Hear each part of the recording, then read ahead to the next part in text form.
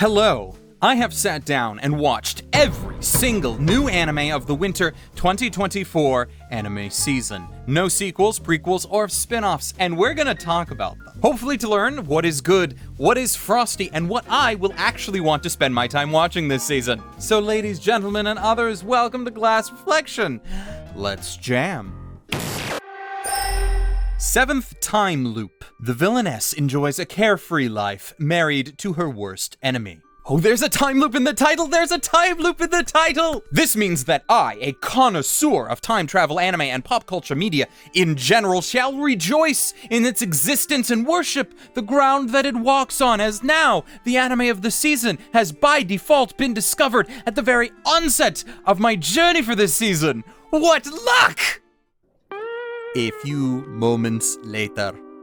Okay, so it's not a time travel anime, it's a time loop anime. And while technically looping is time travel, and I have previously considered it as such with like ReZero, it's now slowly becoming its own subgenre. Like we had Tear Moon Empire just last season, even if it was only with, one loop, not multiple. But then also last season, there were things like Falling in Love with the Villainess, which wasn't a time loop, but it did still involve a protagonist who had knowledge of the future, even if that was an Otome game, and that's kind of its own subgenre. But even though those aren't time loops, the reason why you do a time loop is to give that knowledge to your main character, usually. So there's a lot of overlap there as far as character ability. And also, like, the subtitle for this show is The Villainess Enjoys a Carefree Life?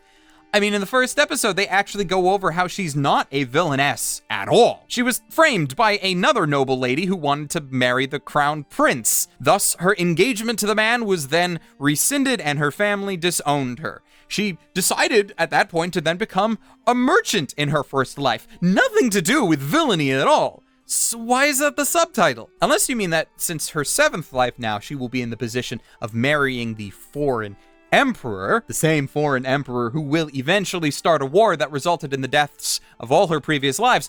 Being his wife makes her a villainess by default because the emperor is being framed as a villain? Is that what's going on here? Is that what we're doing? It's odd because I am somewhat intrigued by this series because for some reason, the idea that the protagonist has future knowledge is a plot point that for some reason I'm just currently into. Plus, I don't know if that's just like a level of escapism or something, but also just seeing a character somewhat unbound by their life is extremely satisfying in some way to me. The idea, like, that this woman can always be like, you know what, I'm out. I'm just out. And she doesn't need to succumb to outside pressures or anything because she's had past lives where all of that was taken away from her and she made it work. So she knows through experience that she will always be fine. And that's a comfort most of us don't get. So despite my questioning of the title's accuracy and also my gentle sigh at knowing that time loops are becoming its own subgenre of potentially disposable narratives, I am going to keep this one for now, just to see where it goes. But I mean, I'm not extremely hopeful for it to amaze me by the end. A Sign of Affection.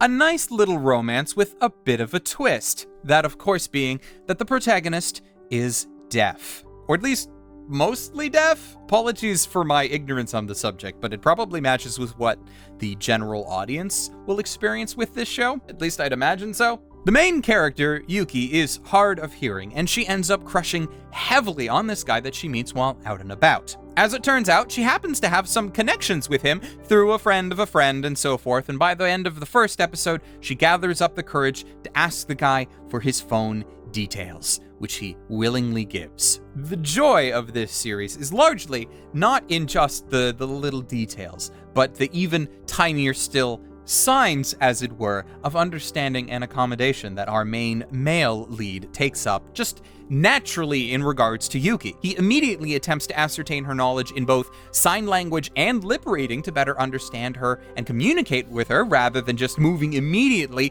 to communicating by text, even if that does become an eventuality. She visits him at his workplace, and he gets her a small whiteboard in order to order drinks with. I mean, he's just a great frickin' guy. And it's just these little things, these tiny things that in many other shows I felt have just gotten stale, because a lot of those things aren't done, and those shows just feel like I'm watching the same song and dance multiple times over and over and over again. But having it done in this way is quite heartwarming. I mean, they also seem to be moving through their relationship quite quickly. So who knows how the series will end up going, and historically, I have found that shows that start with the relationship being solid, I usually end up, enjoying it all the way through. So I'm going to be optimistic with this one, and I'm going to say that I am keeping it. Brave Bang Bravern. And from that piece of wholesomeness, we get something completely different. We start off with the military. There's no battles or wars yet, but countries' militaries have deployed personal mobile suits that they are attempting to integrate into their new armed forces for future conflicts. We get thrown into training exercises between several countries whose pilots are showing off their skills. It's very, very Top Gun. And while watching, I thought, I can work with this. I can see where this is going. And then, plot twist!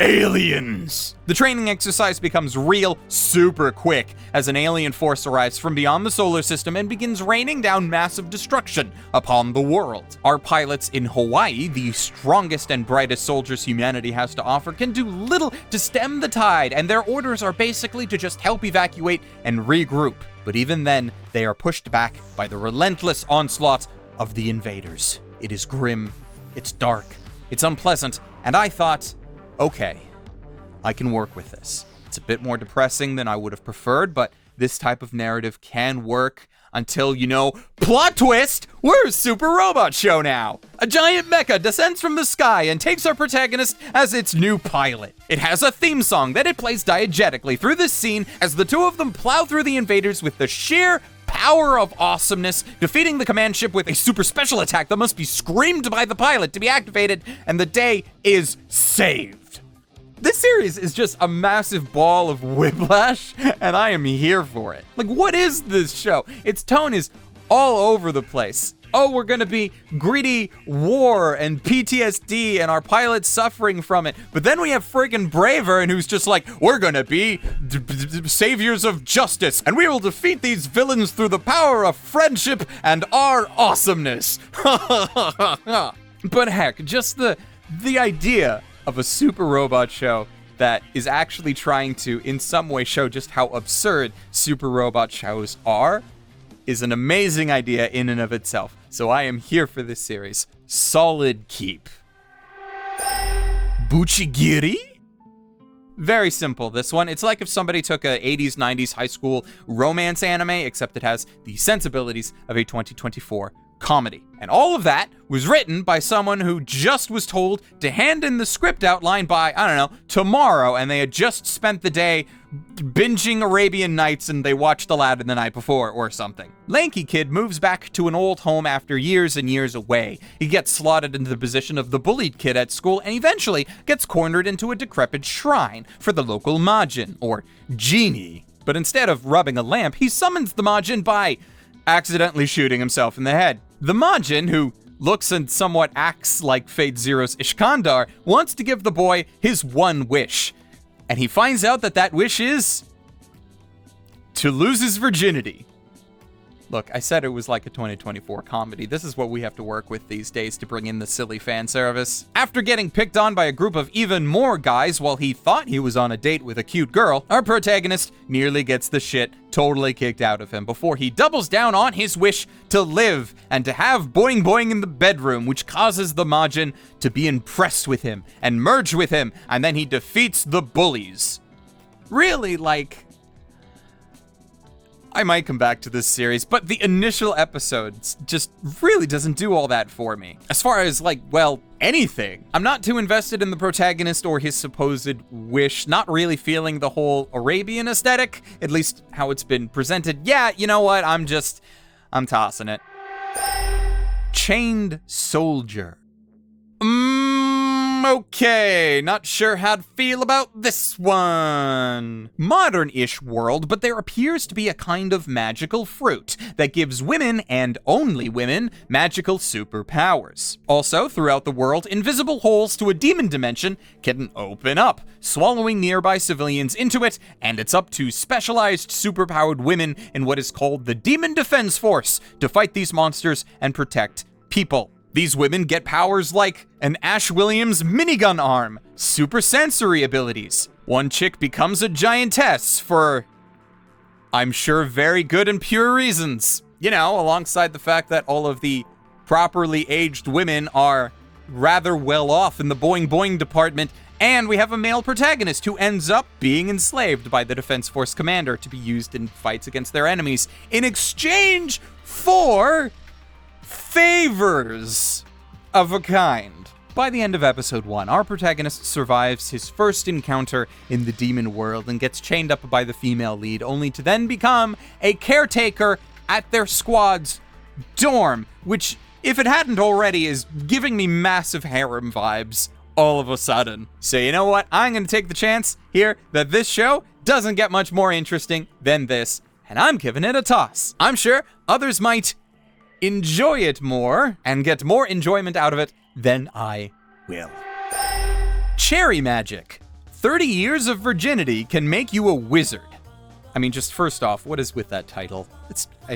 We just came from Chained Soldier, but still. This is really a series that feels like the title, though, barely applies. Perhaps it's the weird fantasy magic series we just came from, but when you have a title that talks about a guy becoming a wizard because he's a virgin, I don't then expect a workplace comedy where the wizard part is completely overblown, and really all he has is telepathy, and even then, it only works when he makes physical contact with another person. So, our guy, right, has zero romantic or really any kind of social aptitude at all, hence being single and alone for over 30 years. Somehow, for plot reasons, he gets this power, and he now has to deal with intrusive people's thoughts when he accidentally makes contact with them. But it slowly turns into a romantic comedy when he begins to interact with the popular fellow co-worker, who, as it turns out, is super into him. But because he's also an extreme gentleman, he keeps things to himself, because it's not like he knows that the guy he is crushing on can hear his thoughts occasionally. It is pretty cute, and how they will continue this somewhat one-sided relationship, at least it's one-sided in like the knowledge category, and how they will keep up with that throughout the show will be interesting. But it saddens me that I find myself being far more interested in like the why of this universe giving this guy telepathic powers in the first place, when I know damn well that the chances of actually getting a proper explanation for that are near zero, as it's unimportant to the story that the plot actually wants to tell. Despite, you know, being in the show's freaking title, I'm passing. Delicious in Dungeon. Delicious in Dungeon is an interesting beast to talk about because while many anime that are airing this season are, by all accounts, new, as far as like not just the animation but also the narrative, the manga for Dungeon Meshi has been around for actually just like a week shy of a decade by the time this video comes out. What I knew about it going in was that it largely involved a group of adventurers going into some dungeon, diving through it, and eating monsters along the way, like a cross between a fantasy story and a cooking show. But its popularity in manga form began to seep into other shows of the time. Golden Kamui is a good example of a series that was one thing and then suddenly just became about food, or became far more about food than I think was originally planned. Either because the mangaka had a secret interest in cooking and then used Dungeon Meshi's popularity to springboard it into their own narrative, or it was a request from the publishers to include more food aspects due to this manga's popularity. Because of all of this, though, it is weird and interesting that we are getting an adaptation for it now of all times, and I think that the delay here might end up harming it, because it was the originator of a lot of these cooking tropes, which have had the last whole decade to be built off of and improved. So I worry that this adaptation might seem old hat by comparison. That said, it could also be like JoJo, and despite having a massive influence since the 80s, is still managed to stand proud on its own once adapted decades later. I will say, though, how surprised I was by actually reading and watching the adaptation because of how prevalent the food aspects are, to the point where I kind of wish that what I had learned about the narrative was the only thing about it. Like, I missed the bit that the reason why this party is delving deep into the dungeon in the first place is to save a former party member who is currently slowly being digested in the stomach of a dragon. I feel like that's an important plot point. Like, we gotta spend all this extra time cooking scorpions and chimeras, making bread and pulling up vegetables from golems. But like, dude, your sister is being digested further down. Like, do we just forget about that? It's like when you're playing Breath of the Wild, and yeah, you know that Zelda is holding off Ganon in the middle of the map, but we just have to catch that giant horse and name it Big Chungus. Oh yes, there's this big important quest that I need to complete. Save the world and all that, but you know what we should really do? How about a round of Gwent? I mean, it could just be making fun of that particular aspect of, like, choose your own adventure types of open world games, but I doubt the series is thinking all that hard. The last comment I have on this is the thing that surprised me the most about this adaptation, because I completely forgot about it before watching, and that was the Trigger logo. Like, I know that Trigger did Little Witch Academia, and the character designs are surprisingly similar, but, you know, I mean, the character designer for this show was animation director on Academia for a couple of episodes, so that sort of makes sense. But this series was not, and still is not, a series that I would have thought of when I heard Trigger's name. But after things like Frank's, Kill la Kill, and the even more recent Cyberpunk Edgerunners, this mostly wholesome cooking anime just seems to be an odd choice for the studio. But I mean, it's not like they can't do a good job with it. So I'm all for it. Keeping this one. Delusional Monthly Magazine. Supernatural series about a couple of misfits that run a supernatural magazine to make some spare change for a variety of reasons. The main pair, despite having supernatural abilities, don't really go beyond their respective comfort zones, looking for things that could ultimately end up being dangerous. And it's not until a scientific researcher comes along with an artifact from a place that is totally not Atlantis that things get kicked into high gear. It goes even further when, through comic shenanigans, our lead character gets smacked in the head with said artifact and becomes a punk rock Tony the Tiger for reasons. Now, they probably have to deal with a whole heap of more supernatural things than they would probably want to while fighting off whatever shadow group wanted the artifact in the first place. If that sounded, I mean, slightly energetic, but largely unenthused, that's probably because I was. When you have a main character whose defining trait is either wanting to just be a layabout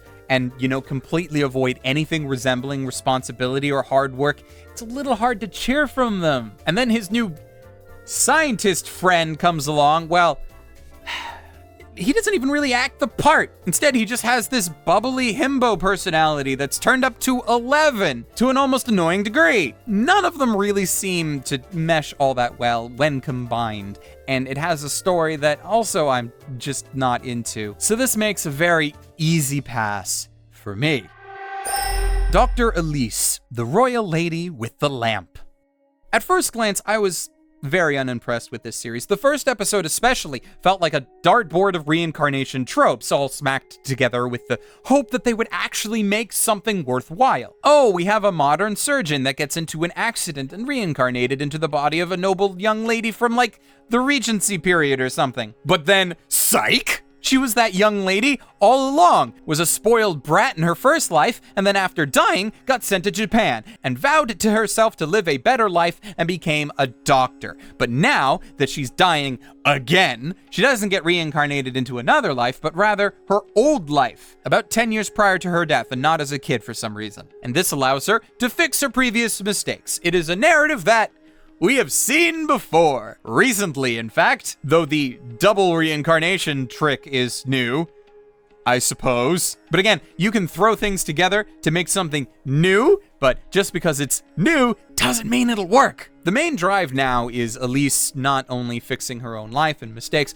but also that of the kingdom which she lives in. Which means she plans to become a doctor here as well, but the method in which the plot is driven is very similar to shows past. She, having lived these upcoming 10 years before, has future knowledge, and that is her trump card in fixing things going forward. Combined with her modern knowledge, she will be a force to be reckoned with, which...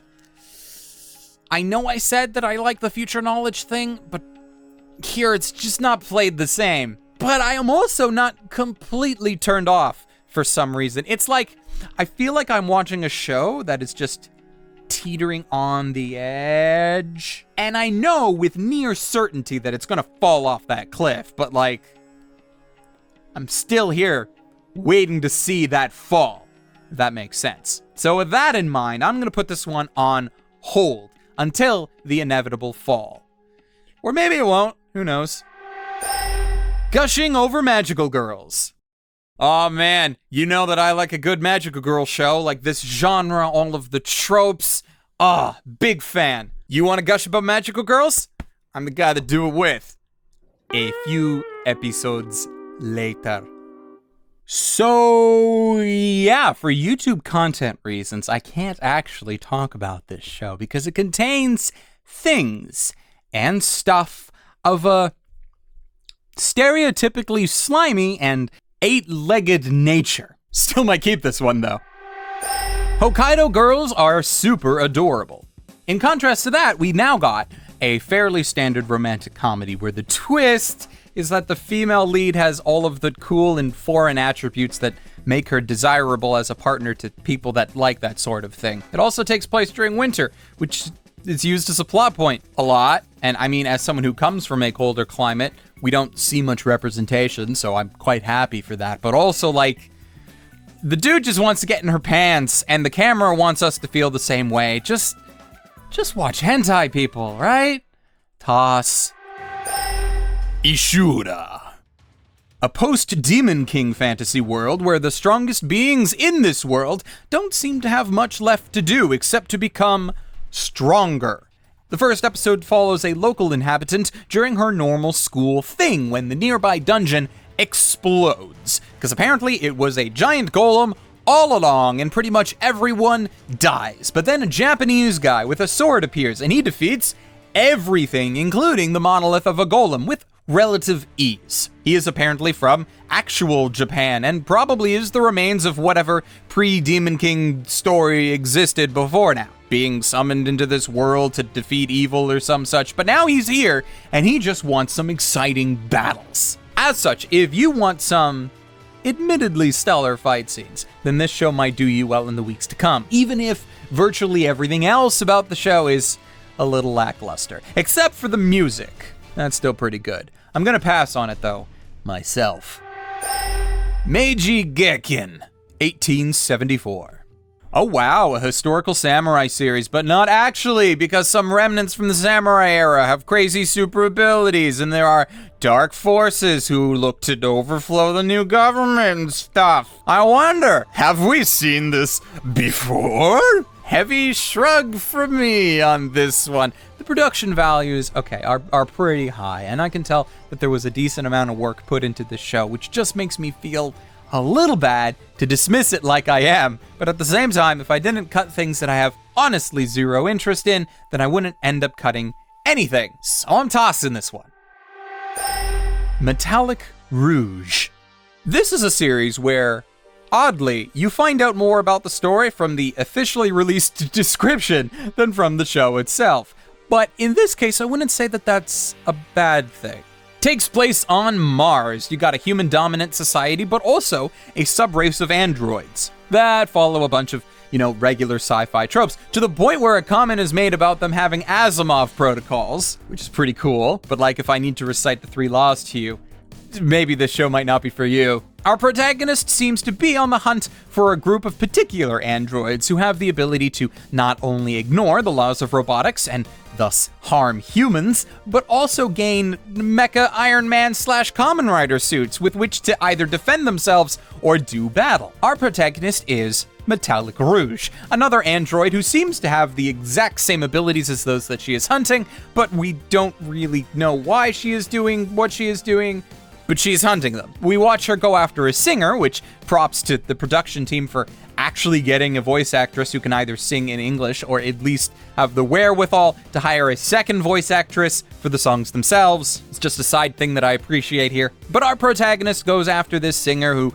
apparently has been a thorn in the government's side for a while, and she confronts her, and they try to take each other out, and our hero wins. All the while this other android, this Vash the Stampede looking guy, sets himself up as an ongoing protagonist. And I mean, I haven't seen the series talked about all that much favorably online as of yet, but I am, personally, I'm digging it. While there is plenty about both the narrative and the characters that is unexplained, I feel like the intrigue is presented in a way that has my interest piqued. So I'm keeping this one for now.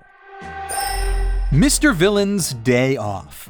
I like this show, not just for the comfy style, but because I can easily summarize the plot. Super Sentai / Power Rangers villains apparently get days off too, and instead of wanting to enslave humanity and cause its destruction all the time, they just want to chill out, eat convenience store food, and potentially have a weird obsession with pandas. I mean, there are some logical inconsistencies with our protagonist heavily enjoying things that humanity and Earth has to offer while also wanting to destroy it all for his day job, but on the surface, it's an interesting slice of life comedy, and I am really looking at it like I'm watching a Super Sentai series, just without the weekly combat, and from the perspective of the villain, as he has encountered multiple of the Rangers already and pretty much blew them off because he is off the clock, which I find interesting. Keeping this one. Quickly though, let us take a break for a moment. Give me time to collect myself before we continue on with the next series, but also because I wanted to give shoutouts to supporters of this channel from over on Patreon. This video that you are watching is not sponsored, and the more support that we get over on Patreon, the less sponsors that Glass Reflection will need at any given time. So an immense thank you to everybody who has been in the names that have been scrolling to the right of my head, but also especially to patrons like City Yamako, Rifen Bonaparte, Sailor Arashi, Omar Showman, Ross Emerson, and Hector Montemayor. We can't continue this without your support, so however much you are able to help, I'm eternally grateful. My instant death ability is Overpowered. Hey, if you've been watching these seasonal summaries of mine for a while, you might remember that I have a particular dislike of protagonists with overpowered abilities that are dropped into a fantasy world, and that's kind of it. That's all they got going for them. Well, this has that in the title. Our protagonist has both the ability to sense killing intent towards him and the ability to kill anything by just thinking about it. Please explain to me how this is actually entertaining when we have a protagonist that has nothing that can challenge him. Sure, we might eventually meet someone or something with whom his ability has no effect, but then to nerf it would negate the whole point of having it as your main plot device in the first place. Tossing it. Obviously. Pon no Michi.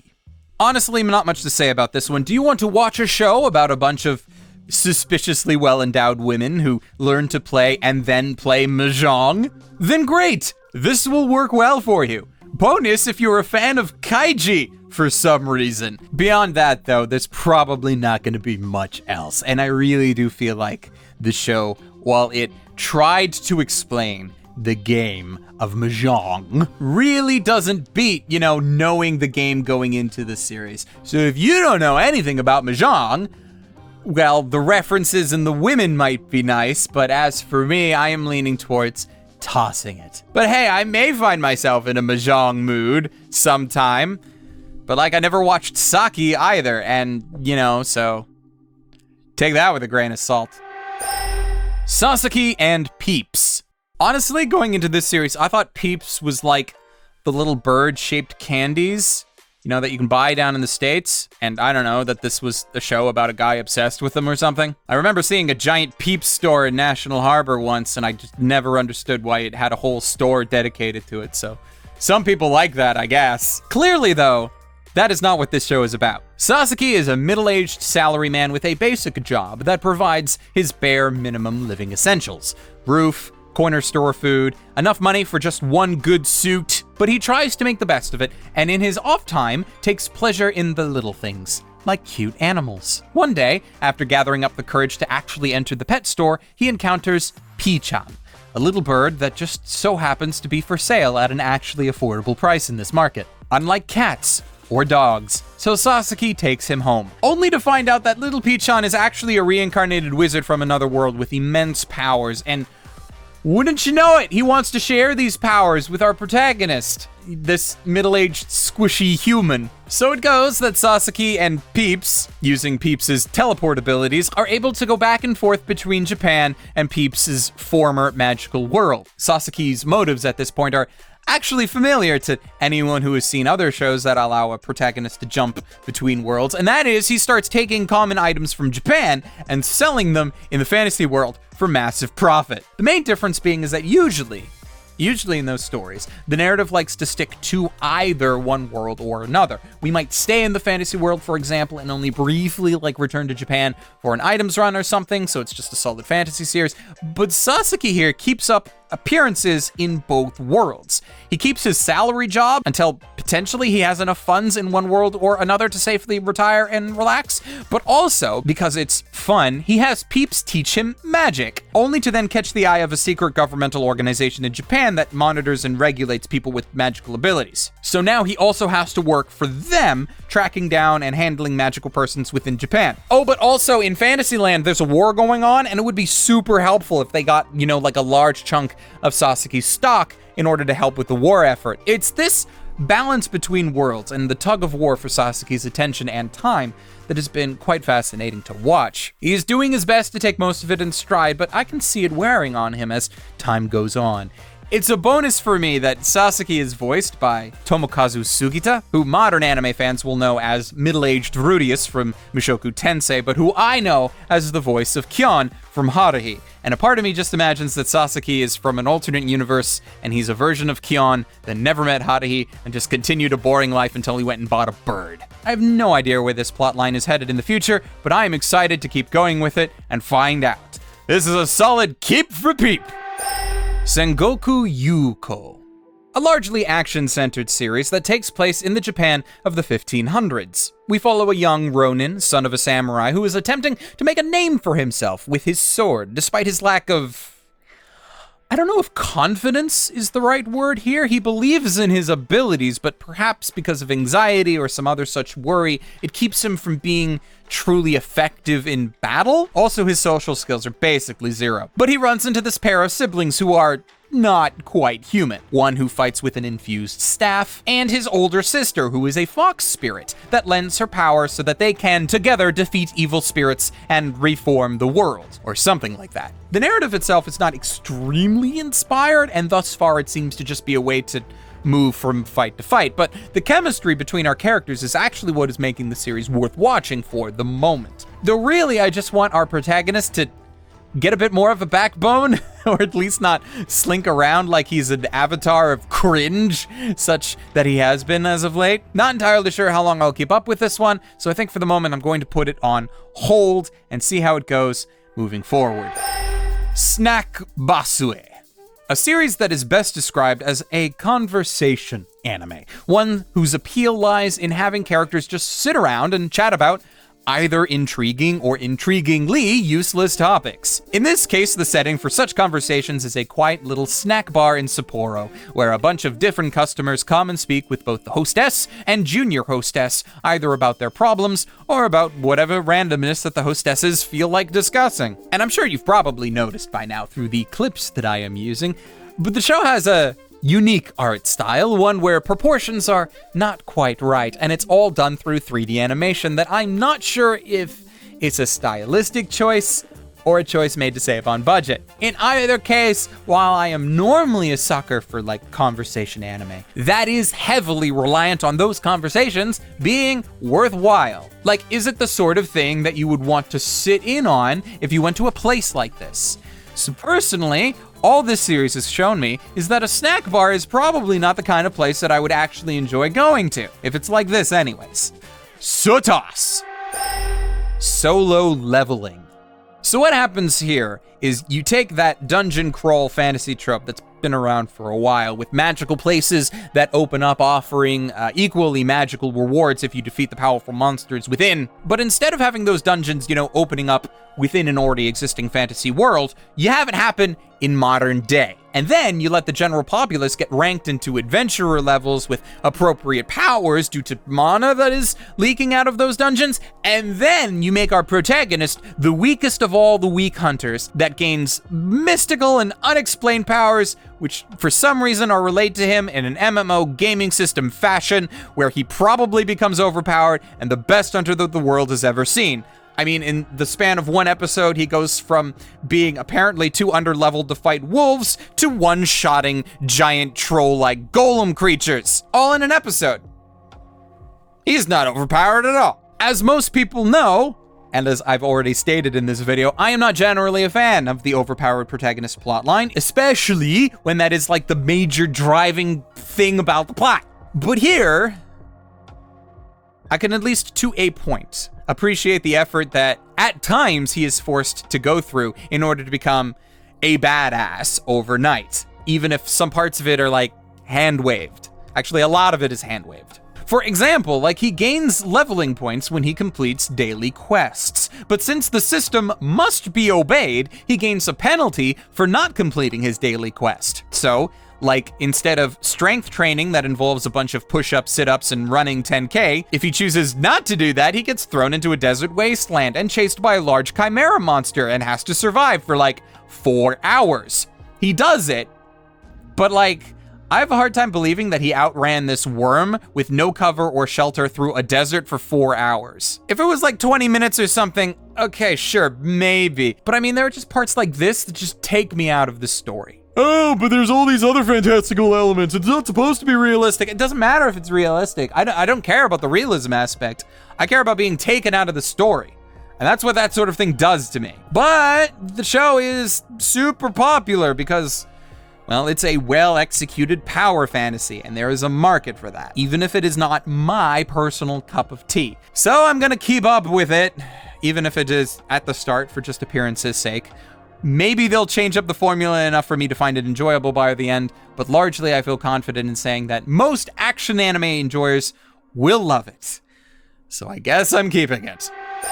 Tales of Wedding Rings.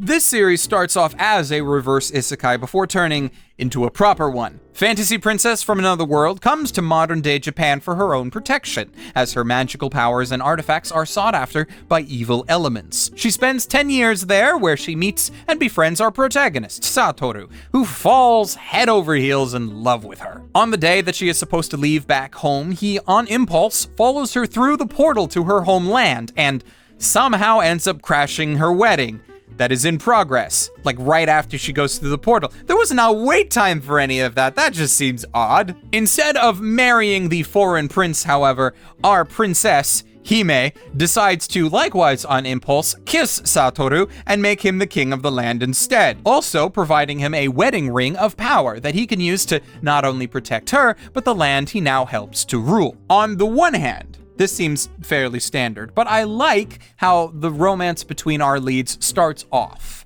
in, like, the marriage stage immediately, even if they are, pussyfooting about with it for a bit. However, as I watched the first episode, it became increasingly clear to me that there is more than one ring in this show to be used, and in fact, the show's intro screams that this show will become a fantasy harem series, and that Satoru will probably end up wedding more than just one girl to protect the land. In general, I am leaning towards tossing it, but just because it's intrigued me with its presentation, I'm going to give it a shot, and I'm going to put it on hold. I'm not optimistic, but we'll see. The Demon Prince of Momochi House. What kind of fruits basket-esque show is this? Himari, an orphan for the last 16 years, gets notice that her departed parents actually left her a piece of property in their will to be bequeathed to her on her 16th birthday. However, once she makes the trek up to said house in order to move in, she discovers that people are already living there, People with supernatural powers who have no intention of leaving and completely doubt her claim of ownership to the land. The three people are two yokai and a boy named Aoi, who not only seems to be their master, but also a mysterious figure in his own right. They kindly ask for Himari to leave and go home, despite the fact that she is an orphan and has no other home. But eventually it is revealed that while the will bequeathing the house to her may be fake, she herself comes from a bloodline related to the house, and there are demonic beings that would gladly take her away. So not only because she has nowhere else to go, but also because she is no longer safe anywhere else, Himari gets to stay in the house. You know, where the yokai are impolite and Aoi constantly gets naked for some reason. I'm not really joking about the fruit basket vibes either, but the character personalities and chemistry is very lacking in comparison. Like, why Himari actually wants to live with these beings who have been mostly cold to her is not adequately gone over, I feel like. There is an explanation, sure, but it feels somewhat hand-wavy, and I would have liked something more. Too many mysteries, and not much to make me care about them. So I'm passing. The Foolish Angel Dances with the Devil.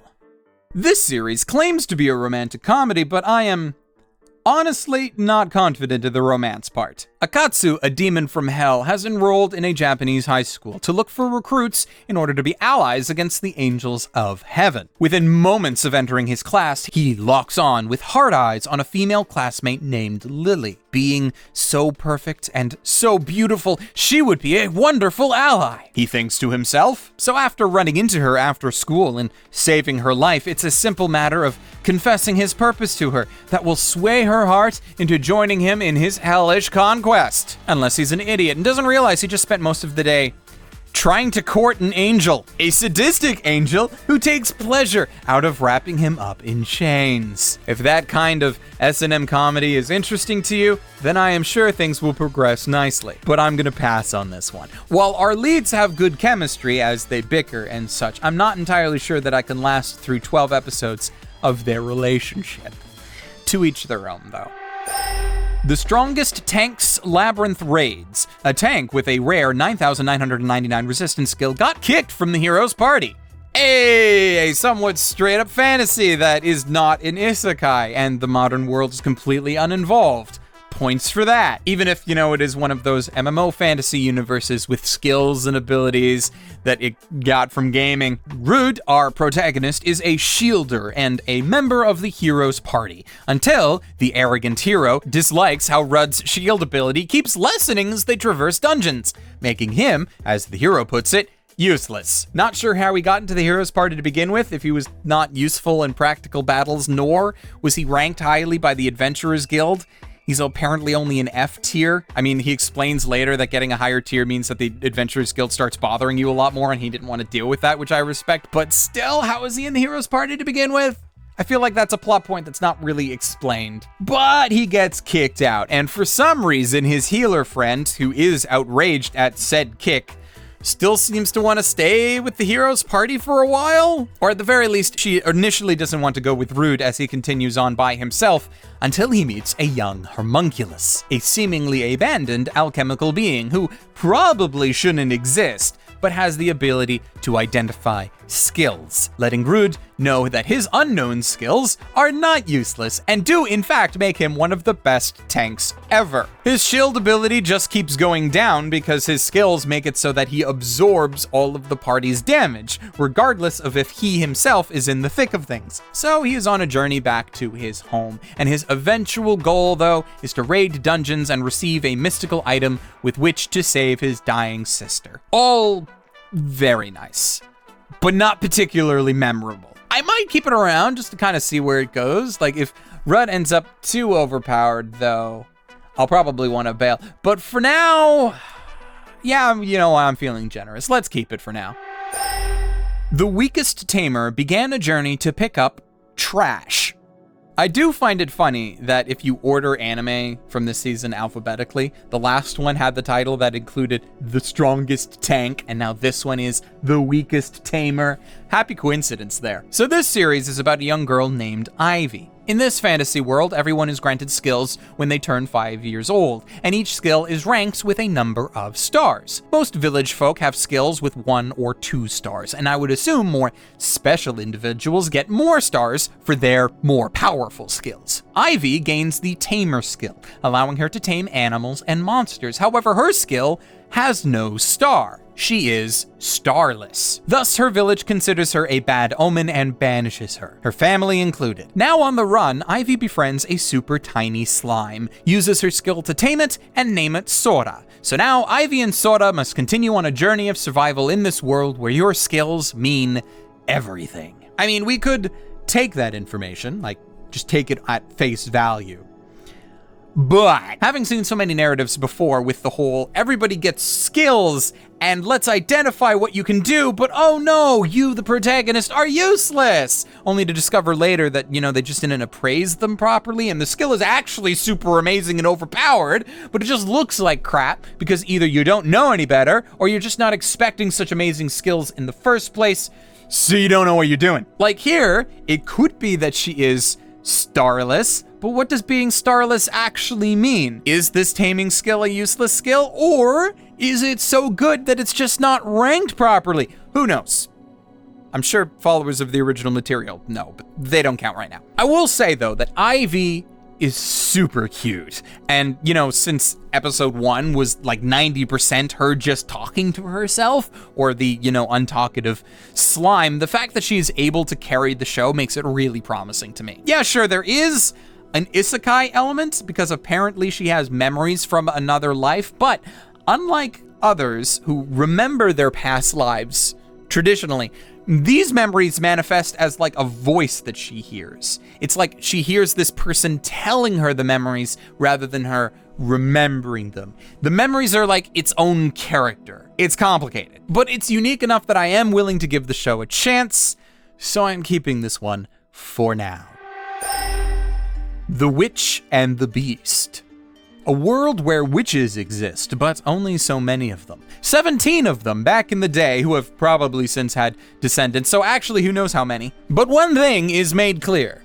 Witches are dangerous, and they are not to be trusted. Our protagonists are a pair of witch hunters with varying unknown abilities that allow them to fight, capture, or kill witches. One of the two was previously cursed by a witch, locking her powers away, and she needs to unlock them to truly do battle and be free. But how? Well, to break a witch's curse, you either need to be kissed by Prince Charming, but considering her personality, that's unlikely. She could also get the witch in question who cursed her and have them just make a change of heart and release the curse themselves. Also unlikely for the above reasons. Or, third, she could kiss a witch. Any witch. Which she does. A lot. But this is only a temporary break on the limiter, it seems, and the curse comes back shortly afterwards, but it's enough for her to fight and go on the hunt. I'm actually quite interested in this. Like, I like the characters, I like the style. It reminds me a bit of Witch Hunter Robin from the 2000s in several ways, though not from their protagonists. Robin was never so outspoken and violent. But I think for now I am going to keep this one. I'm following it to see where it goes, but I might get bored with it after a couple of Witch of the Week episodes. We'll have to see, but I like it so far. The wrong way to use healing magic.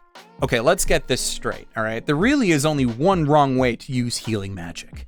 And that is if you forget the very directive of all healers everywhere. A directive that you can remember with this helpful acronym.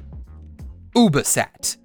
Use your biggest heal spells all the time. Remember that, and you should never use your healing magic the wrong way. In all seriousness, though, I'm probably passing on this. You have 3 high schoolers who get hero summoned into a fantasy world. 2 of them were absolutely supposed to be transported, as they are student council president and vice president respectively, but our protagonist is just a common everyday dude who happened to be standing next to them when they got isekai'd. But apparently his magical aptitude test showed him to be really great at healing spells, and healing is a rare and special kind of magic here that few people know, which sets him into the sights of Rouge, a somewhat distinguished individual, but one that has a reputation for being a sadist for those that she trains, to the point where the king actually tried to banish our hero before Rouge found out about his existence.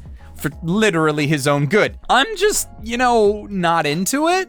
While it doesn't have the same negative attitude that so many other, summoned heroes of the realm plotlines have, I'm just not seeing anything particularly special about it. Granted, I might stick it out for another episode or so, a bit longer, because I am myself a healer main when I play games. Most of the time anyway. I do tank as well for better queue times, but that will only get you so far. So for now, I'm gonna put it on hold, though its chances are slim. 'Tis time for torture, princess. The Demon King's army has successfully captured the Crown Princess and her sentient blade, Excalibur. But she's not just the princess to be used as a hostage. She is also the commander of the Imperial Third Legion, and she knows all of the military secrets that would make her kingdom crumble. But as a seasoned warrior, there is no pain that she could not endure, no torture effective to make her betray her homeland, except for an expertly toasted piece of bread with butter, or a make-your-own takoyaki stall, or a midnight bowl of ramen. Yes, the reason why torture is in quotes here is because it's not really torture at all. It's just withholding particular amazing food from a gluttonous princess in order to get her to spill all her secrets, which she does every time. But for some reason, those secrets are also of little use to the Demon Lord and his minions, either because his armies are too weak in order to utilize the information, or the Demon Lord himself is too scared to use the weapons at his disposal. Either way, the princess must continue to be tortured each day for new information. So, it's a cooking show, I guess. Man, I'm keeping this one around just for the sheer uniqueness of its premise, even though I know full well it'll probably be old hat by episode 5 or so. But we'll have to see. Villainess level 99. I may be the hidden boss, but I'm not the Demon Lord. This series attempts to fool you at the start by following around a cute, innocent light magic user named Elise. She was a commoner who got accepted into the Royal Academy due to her aptitude, and she is now surrounded by the noble lords of the kingdom, and one day she will help them all defeat the evil Demon Lord. Why do we know this? Because the actual protagonist is this girl, Yumilia, a reborn gamer who played out this entire plot when it was just an otome game in, her previous life. She knows the role she is supposed to play, and it is that of the game's super secret special final boss, who you need to be max level in order to defeat. But she also, doesn't want to die? She wants to live peacefully, so she attempts to avoid the heroes entirely, at all costs. Unfortunately, since she is supposed to be the super special final boss, strengthening herself comes extremely naturally to her, and combined with her gamer aptitude, she reaches level 99 by the time she enters school. When most people would consider level 10 to be quite impressive by that stage. So combine that with the apparent prejudice that people have in this world against black hair, and now suddenly everyone thinks that she is the Demon Lord. Oh boy, how is she going to survive? Honestly, I'm going against my own grain, and I'm going to follow this one, because despite being a gamer, our protagonist seems to be completely uninterested in the game that she now lives in, and seems to be desperately trying to avoid interacting with any element of it, only to get wrapped up in it further. She doesn't want anything to do with the royal family or the game's protagonist, but because she just happens to be so powerful and it was so easy for her to reach level 99, she can't avoid them anymore. They just kind of force themselves into her life. They accuse her of being the Demon Lord when she has done no actions, and in fact, she has gone out of her way to prove her innocence and loyalty, and apparently none of that matters because the main characters of the otome game are dumb pieces of crap. So I'm keeping this one, and you should too. What is this season? But that's it for our show today. With any luck, you have a greater amount of knowledge about what is airing this season and what you yourself will want to watch. If possible, I'm going to try and find a way to link in the description all of the places where you can find these shows for legal streaming, but if that fails, Google it. Just put in the show's name, add the word streaming. I'm sure it's not going to be too difficult for you. So subscribe if you haven't, hit the like button if you enjoyed this video, and until next time, whenever that may be, watch more anime, probably these anime, and stay frosty.